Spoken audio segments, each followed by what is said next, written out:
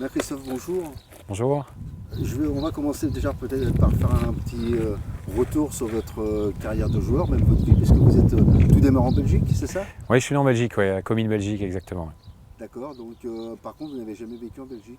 Non, toujours frontalier à Tourcoing. Bon, voilà, j'ai toujours vécu à Tourcoing, ville frontière avec Moucron. Donc j'étais souvent de l'autre côté aussi, côté belge. Ouais. Donc en regardant un petit peu votre carrière, tout démarre un peu à Wasquehal, c'est ça? C'est là que vous faites vos premières armes et c'est là surtout qu'on vous repère, c'est ça? Oui, alors bon, toute ma formation, si je peux dire, je l'ai passée à l'US Tourcoing. Et puis c'est finalement à un peu plus d'une vingtaine d'années que Wascal me fait signer. Et donc là, c'était une année en 3e division à Wascal, qui est un peu l'année qui va déclencher, vu que l'année d'après, il y a Lens qui était venu l'année d'avant à la charge, qui revient à la charge là. Et là, je me dis, allez, il est temps de franchir le cap, de tenter l'expérience, d'essayer de devenir professionnel. Et c'est là que je pars à Lens en 91. Alors Lens, hein, avec Lyon, c'est les deux gros clubs de votre carrière. Vous avez passé beaucoup du temps à Lens, vous avez passé du temps à Lyon. Lens, les 100 et heures, quand on est franco-belge, qu'on est un gars du Nord quand même, c'est quand même un club mythique, non? Ouais, je dois beaucoup, c'est vrai, au Racing Club de Lens, au président Martel, donc avec Arnaud Dos Santos qui m'a lancé sur les premiers matchs, Jean-Luc Lamarche, les gens qui m'ont fait venir au Racing. Donc un club qui m'a donné la chance de devenir professionnel. Après, c'est vrai que j'ai fait 2 ans à Lens, j'ai eu une année de prêt à Sedan, une année à Cannes, retour à Lens et après les années à Lyon et pour finir à Reims. Mais quel que soit le club dans lequel j'ai pu jouer, j'ai pris beaucoup de plaisir. Donc on peut retenir Lens, Lyon peut-être, mais tous les clubs dans lesquels j'ai pu jouer m'ont apporté quelque chose. Est-ce que c'est avec Lyon que que vous dites que vous avez atteint vraiment le très haut niveau? Oui, parce que c'est vrai quand on est footballeur, on recherche à mettre des lignes sur son CV et c'est finalement Lyon, l'Olympique Lyonnais qui m'a permis de réaliser ça. C'est vrai que quand je quitte Lens en 97, le club est champion l'année de mon départ, donc j'avais pas eu le titre de champion avec Lens. En 2001, vous gagnez la Coupe de la Ligue avec Lyon. J'ai lu, vous disiez que c'était votre plus beau souvenir?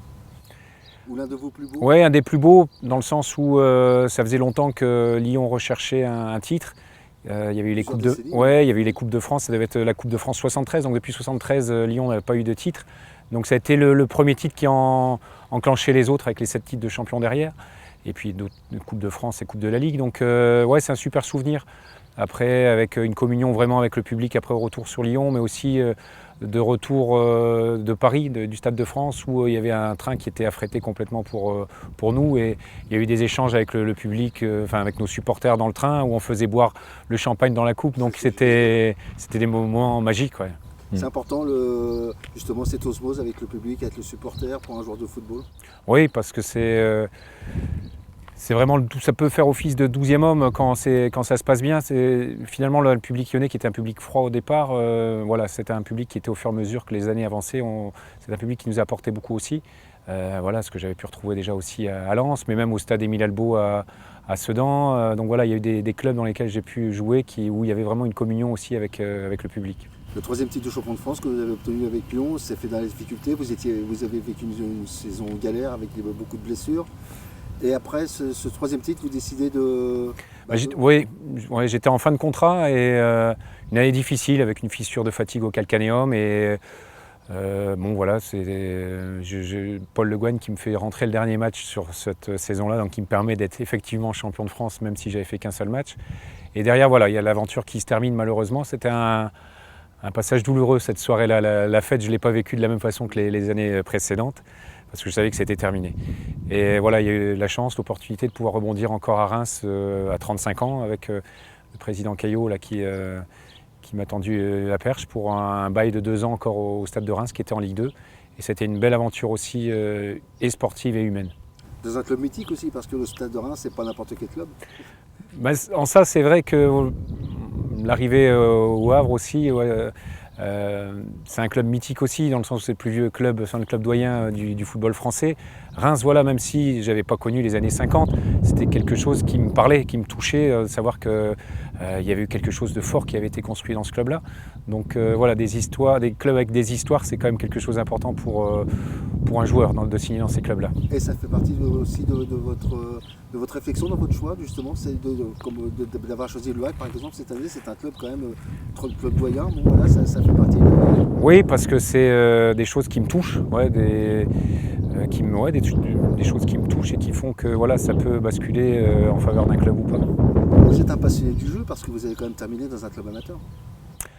Ouais, alors je vous dirais, c'était quand même vraiment dilettante, c'était en CFA Saint-Priest. Mais pour jouer quand même. Ouais, alors je faisais les matchs à domicile, les matchs à l'extérieur, je ne faisais pas. Et la deuxième année, là je suis resté avec la division d'honneur, donner un coup de main aux gamins. Et c'était une année aussi enrichissante de pouvoir transmettre mon expérience aux gamins qui découvraient le football. Et donc, cette carrière d'entraîneur, elle vous est venue quand ?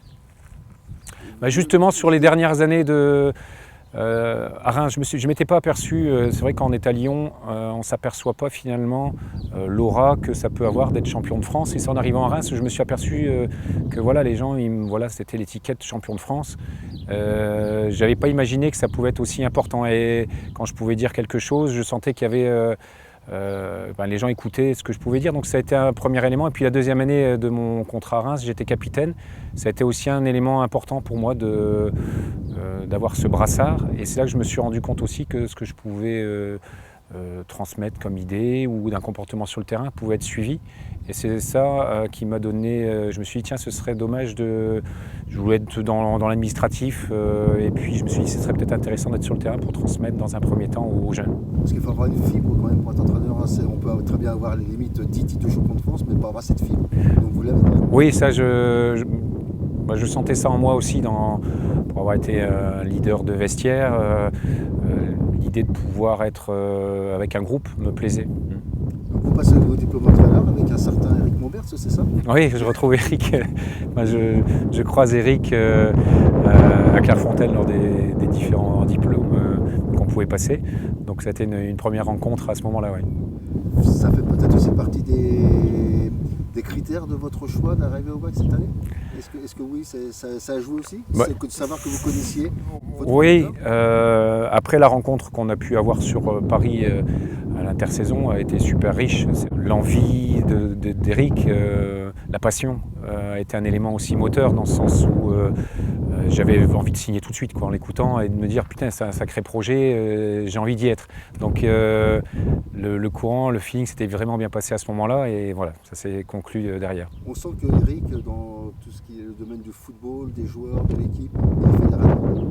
Oui, et puis c'est super enrichissant d'être à ses côtés, de pouvoir, c'est vrai que quelqu'un qui a de l'expérience et de pouvoir être à ses côtés, de continuer à apprendre, oui, même si voilà, maintenant ça fait quelques années que je suis coach, depuis 2008 avec le poste d'adjoint avec Jean-Guy à Lens, mais c'est super enrichissant en plus avec une autre méthodologie, donc c'est quelque chose de riche.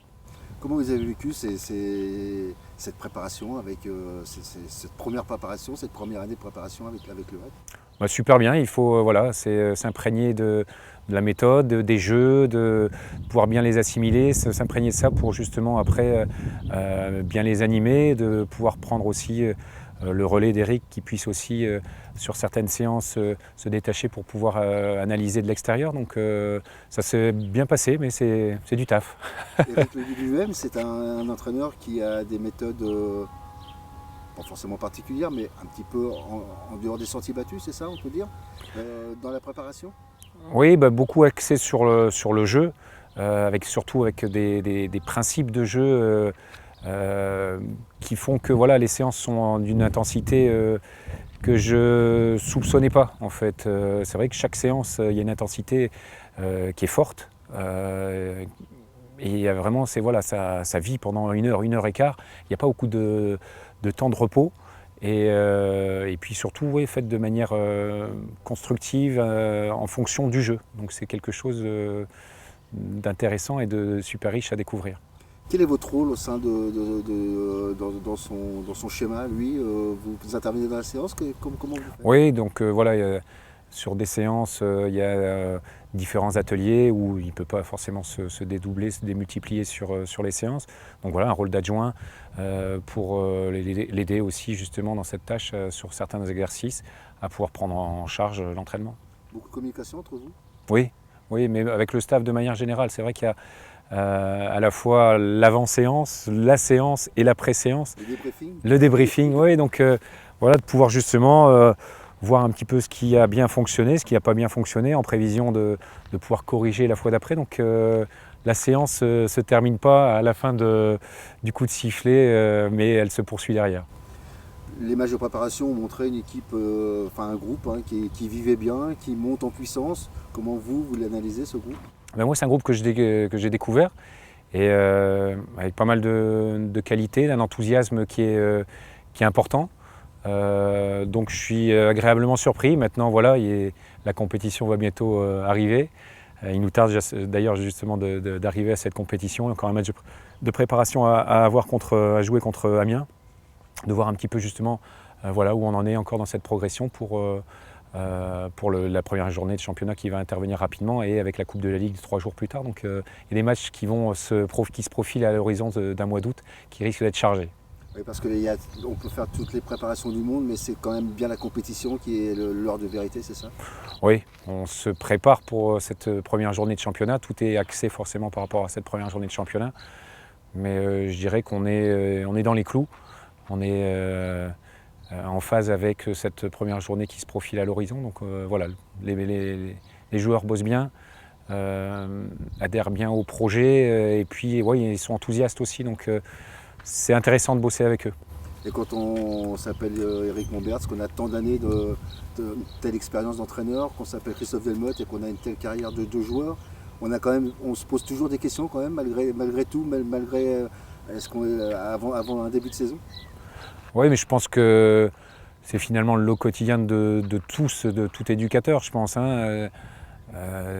Si vous avez posé la question à Ferguson, bon maintenant ce sera peut-être plus le cas vu qu'il est à la retraite, mais à Arsène Wenger ou des entraîneurs d'expérience qui aussi, comme Eric, maîtrisent leur art. Je pense que il y a ils ont tous aussi en début de saison pas des incertitudes, non je crois pas, mais se poser la question aussi de savoir voilà, si le groupe est prêt. Je ne suis pas sûr que ce soit que si le groupe est prêt. Mais ils ont tous aussi encore à apprendre, ils apprennent tous les jours, et c'est ce qu'on s'aperçoit là finalement dans chaque séance. Chaque séance nous apporte quelque chose de nouveau. Il n'y a jamais un même scénario, même dans une séance d'entraînement. Donc c'est ça qui est riche et qui nous fait avancer encore. Est-ce que vous, en tant qu'adjoint, vous êtes encore dans une phase d'apprentissage pour votre métier d'entraîneur? Est-ce qu'un jour, votre but, ça sera de devenir entraîneur?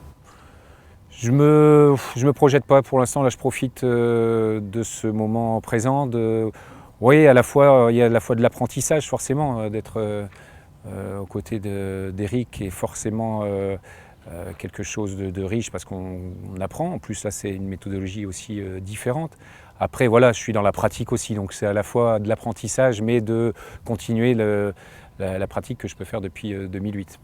Vous avez découvert la Normandie, c'est une région qui vous plaît? C'est vrai que je découvre la Normandie, en plus sous le soleil, donc oui. On m'avait dépeint un tableau plus gris. Ça viendra peut-être plus tard. Non, mais je suis... oui, c'est une région, voilà, j'ai pas encore eu l'occasion beaucoup de visiter, mais j'aime bien visiter un petit peu aussi. Donc c'est une région qui est riche aussi de lieux. Donc voilà, quand j'aurai un peu plus de temps, je pense que je vais approfondir cette Normandie. En dehors du foot, vous avez des passions? Oui, forcément, ma passion elle est au niveau de la famille, de pouvoir me retrouver en famille, ça c'est quelque chose d'important. C'est pas forcément une passion à la fois, mais après mon métier. Et puis aussi, j'ai une collection de vieux, là je suis philatéliste. Donc voilà, c'est une troisième passion. Qu'est-ce qu'on peut vous souhaiter? De prendre toujours autant de plaisir comme je peux le faire là sur ce métier d'entraîneur, d'éducateur, de continuer à bien avancer avec l'équipe et qu'elle puisse donner le meilleur d'elle-même. Voilà, après, si tel est le cas, je pense que les résultats viendront d'eux-mêmes. Donc voilà, mais ce que je peux attendre là dans le court terme, je dirais.